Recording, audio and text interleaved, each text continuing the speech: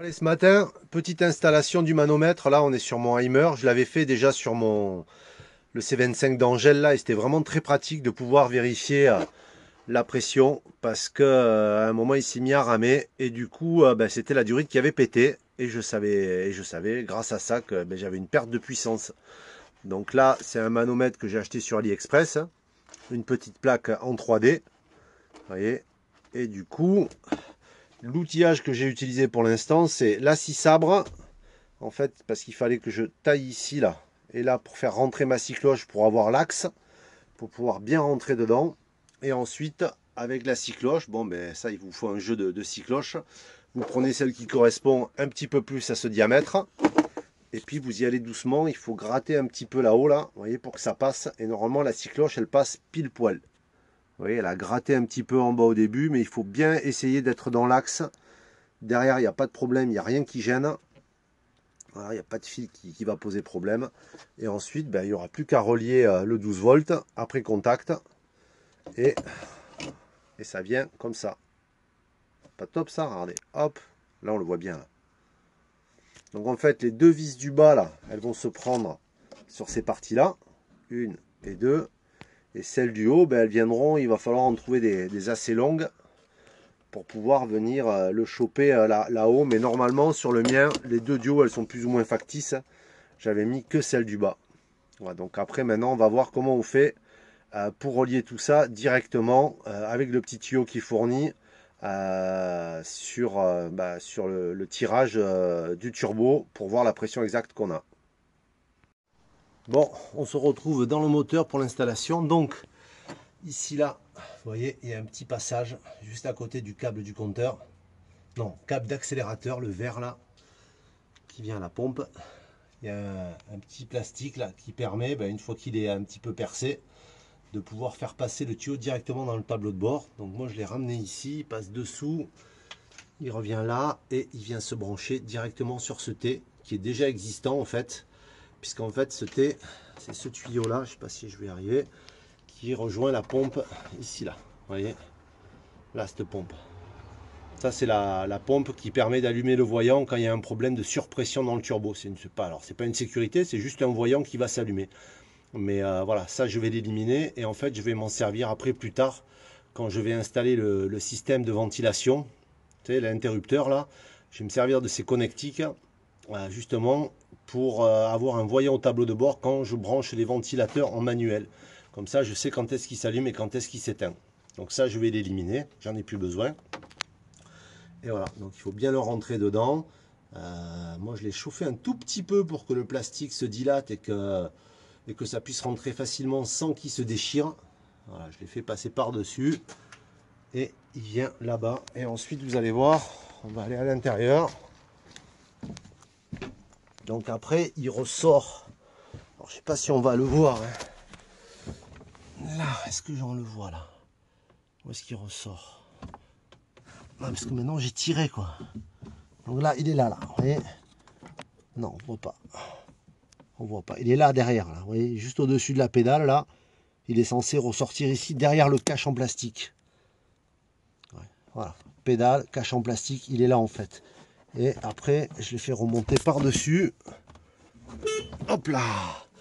Là, j'ai retiré les deux caches.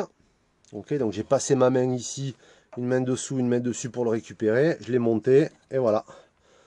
Là, il est branché. Donc, ce que je vais faire ici, là, j'ai deux fils qui étaient censés alimenter l'autoradio.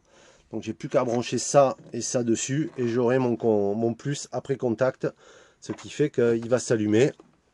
Voilà, et j'aurai ma pression, et ça m'a pris, allez, 20 minutes pour l'installer, quoi. C'est ce modèle-là.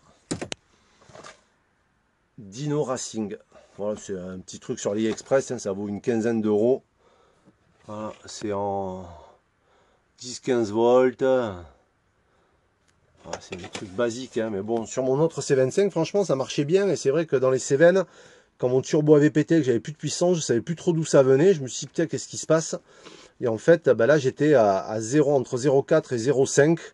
Et là, de suite, j'ai su que c'était le turbo et que c'était le tuyau qui avait sauté. Et je suis allé dans le moteur.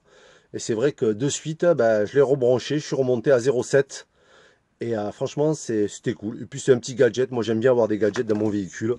C'est toujours un petit plus, hein. Surtout que quand on roule en montagne, c'est important de savoir qu'est-ce qui se passe sur son turbo quand on en a un. Voilà, c'était la petite astuce du jour, hein. Je vous évite la suite, hein. Vous savez comment ça se passe, hein. Je vais remettre ça, je branche, je mets le contact, je vois si j'ai de la lumière, et puis après j'irai tester. Bon voilà, je l'ai branché, plus et moins. Le problème c'est que là, c'est pas un 12 après contact. Voilà, il va falloir que j'en trouve un, mais je voulais vous montrer un petit peu ce que ça pouvait donner. Donc c'est plutôt sympa hein, dans la cabine là. Je vais le booster là, je vais le monter à 1,5 bar. En rupture là, il va envoyer du gros quoi le C25. Hein. Non, je déconne. Je vais rester à 0,7, 0,8 là. Je vais un petit peu augmenter la wastegate à l'avant là pour essayer de gagner un petit peu plus de pêche, mais pas trop parce qu'après c'est les joints de culasse qui pètent. Donc voilà ce que ça peut donner sur le tableau de bord. Un petit gadget sympa la nuit. Et puis celui-là, franchement, il éclaire bien par rapport à l'autre que j'avais. C'est plutôt sympa. Allez, c'est parti. J'ai fait les branchements. Contact tableau de bord. Parfait. J'éteins. J'allume. J'éteins. Ok. Donc, je me suis quand même servi du fil de masse qui était sur l'autoradio, hein, puisque c'est une masse. Et ensuite, ici, j'ai tiré sur le numéro 9.